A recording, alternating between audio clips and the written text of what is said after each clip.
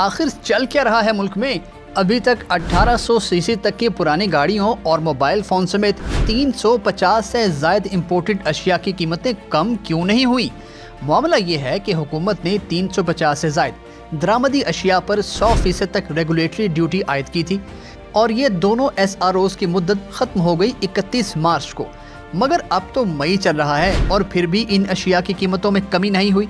हालांकि chairman tariff policy board ने इन दोनों SROs की कीमतों में इजाफे से साफ इनकार कर दिया था।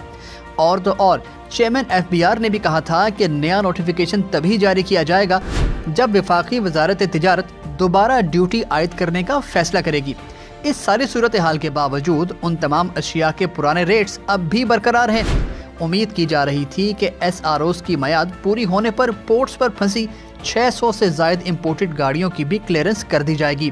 FBR ज़राए का दावा है कि home appliances, hi tech mobile phones, गोश्त, मछली, फ्रूट, सब्जियों, जूतों, फर्नीचर, आइसक्रीम, कुत्ते बिल्लियों की खुराक, म्यूजिकल इंस्ट्रूमेंट समेत दीगर अशिया पर भी रेगुलेटरी ड्यूटी में कमी कर दी गई है। लेकिन क्या ये अशिया आपको सस्ते दामों मिल रही हैं या अभी भी पुरानी कीमतें बरकरार हैं? हमें कमेंट करके बताइए।